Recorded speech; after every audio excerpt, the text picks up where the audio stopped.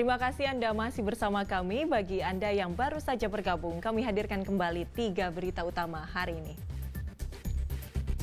4 hari terombang-ambing di tengah laut, tim SAR gabungan mengevakuasi sejumlah pekerja migran ilegal. 6 orang selamat, 1 tewas dan 2 lainnya belum ditemukan. Petugas gabungan lakukan razia kamar hunian warga binaan di Lapas Kelas 2B Tanjung Balai. Petugas temukan senjata tajam dan korek gas. 115 pembalap muda dari berbagai provinsi unjuk gigi dalam ajang kejuaraan grass track dan motocross di Binjai.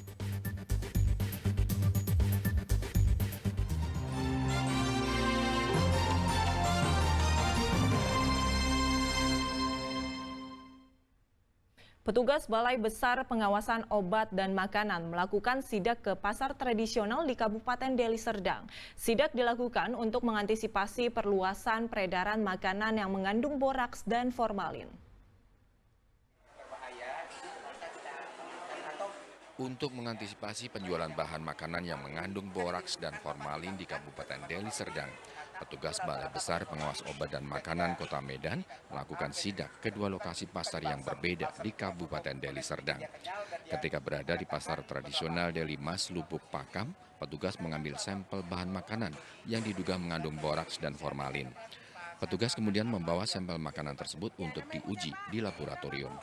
Petugas juga mengambil sampel makanan dari pedagang bakso mie, bumbu, ikan asin, dan larutan pelembut daging.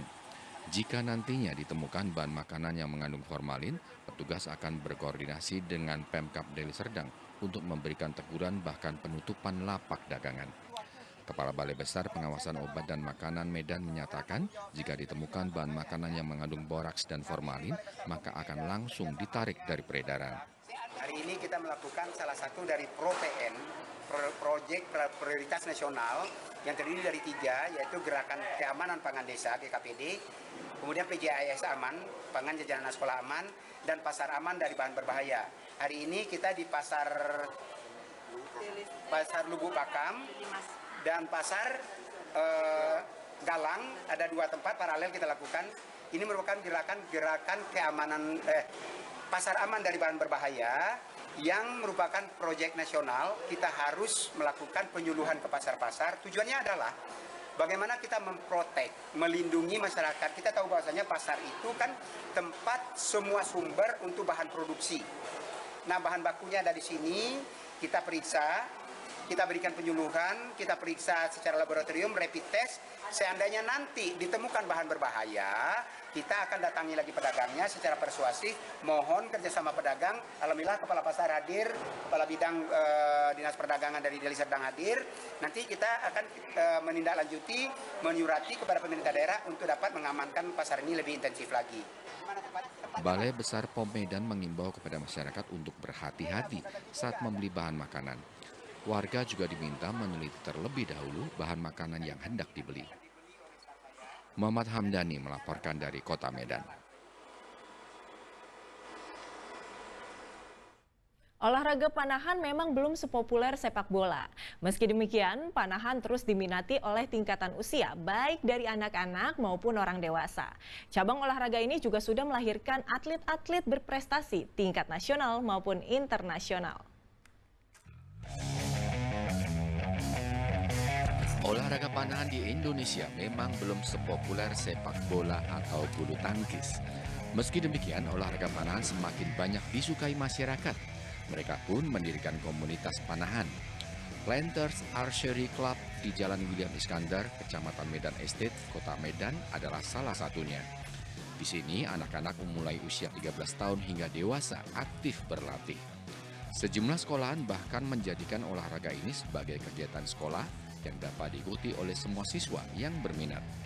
Teknik memanah memang punya keunikan tersendiri. Jarak memanah dan alat memanah merupakan 2 faktor penting dalam olahraga panahan ini. Beratnya alat memanah membuat orang yang menggunakannya harus lebih dulu melakukan pemanasan. Sementara teknik memanah yang benar membutuhkan fokus dan kesabaran. Seorang pelatih olahraga memanah mengakui adanya perkembangan minat memanah di Provinsi Sumatera Utara. Saat ini sih antusias masyarakat, khususnya di Medan, itu lumayan besar. Apalagi belakangan juga kami terima untuk melatih eskul di sekolah-sekolah. Jadi animo masyarakat lebih besar. Tambah lagi dengan pelajar-pelajar ya. Dan kesadaran masyarakat akan olahraga yang bisa membawa fokus anak-anak. Manfaatnya itu melatih fokus terutama, kemudian fisik juga, fisik anak-anak juga, dan daya tahan lah. Karena kan panahan yang dibutuhkan itu untuk daya tahan tubuh. Karena olahraganya waktunya panjang. Sejauh ini, cabang olahraga panahan sudah menyumbang nama harum bagi Provinsi Sumatera Utara, baik di kancah nasional maupun internasional.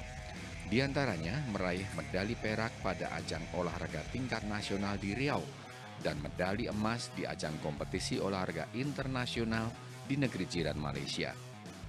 Kalau mulainya udah lama dari SD kelas 5, cuman seriusnya itu pas SMP kelas 3. Kalau sukanya karena sebenarnya mau nyari hobi aja sih, jadi makin suka. Dan sejauh ini prestasi yang sudah diambil, sudah diraih itu kira-kira apa? Ini ajangnya, ada kejurnas junior, kejurda, Porwil, Porkot, UIR Open, Debon, dan beberapa yang lain, lupa saya. Nah sejauh ini sendiri, apa yang diharapkan dari olahraga memanah untuk diri sendiri? Kan memanah tuh melatih fokus ya, jadi juga bisa untuk kontrol emosi. Jadi maksudnya di sini masuk sini biar bisa lebih kontrol emosi dan lain lah. Saya mulai olahraga panahan dari kelas 1 SD. Saya menjadi panahan karena dulu saya melihat panahan itu keren. Ada sulit kira-kira untuk memanah? Panahan itu yang sulit itu kita dibutuhkan mental, sama kita membutuhkan fokus yang lebih. Tahap pertama kali belajar memanah, kira-kira kesulitan apa? Tahap pertama kali syutingan panah ya kita susah menghadapi fokus ya, karena kita dulu kecil tuh kan suka kemana gitu. Dan hal yang sekarang yang enak apa? Saya enak karena saya di sini sudah banyak prestasi. Jadi saya bahagia di sini. Prestasi apa saja yang sudah diraih? Saya sudah meraih Malaysia peringkat 1 di Selangor, sama saya mendapatkan 2 emas, 1 individual, 1 bergu di Sepang Archery. Diharapkan olahraga ini nantinya dapat berkembang dan menjadi salah satu olahraga yang populer di Indonesia seperti sepak bola dan bulu tangkis. Muhammad Hamdani melaporkan dari Kota Medan. 115 pembalap muda dari berbagai provinsi mengikuti ajang kejuaraan grass track dan motor cross. Kejuaraan yang digelar di sirkuit buatan Tanjung Pamah, Kota Binjai ini bertujuan untuk mencari bibit baru dan menghindari penggunaan narkoba dan balap liar.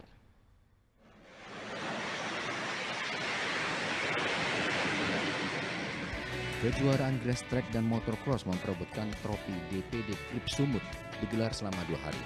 Kegiatan grass track dan motor cross yang dilaksanakan bekerjasama dengan Ikatan Motor Indonesia IMI Sumatera Utara ini menampilkan 11 kelas pertandingan, mulai dari kelas 250cc NX, bebek modifikasi 4 track pro, Sport and Trail Open, bebek standar pemula, RBT 4 track open, hingga kelas FFA Open.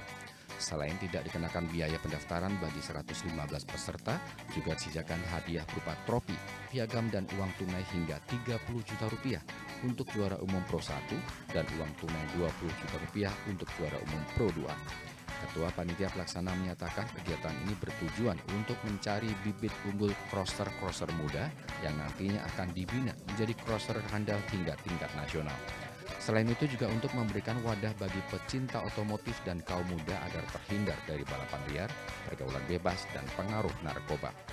Berjalan dengan lancar dan sukses, dan hari ini ada sekitar 115 pembalap yang langsung beradu di sirkuit DPD Grip Sumut ini sebanyak 115, dan itu berasal dari seluruh Indonesia. Dan hari ini jelas kenapa kami dari Grip Sumut membuat ini, karena rasa kepedulian Ketua Samsul terhadap anak muda yang ada di Sumatera Utara, menghindari yang namanya menghindari narkoba, balap liar, dan geng motor segala macam. Nah, disinilah dipertemukan begitu. Jadi hari ini memang kita akan terus, Ketua Samsul akan terus membuat kegiatan-kegiatan positif yang kedepannya juga terkait masalah gestrek ini juga di bulan 9 nanti bakalan ada lagi yang kita buat yang lebih besar lagi karena di bulan 9 nantilah final gestrek ini. Kejuaraan grass track dan motocross ini mendapat sambutan meriah dari warga. Hal tersebut terbukti dari banyaknya warga yang datang untuk menyaksikan perlombaan ini. Muhammad Hamdani melaporkan dari Binjai.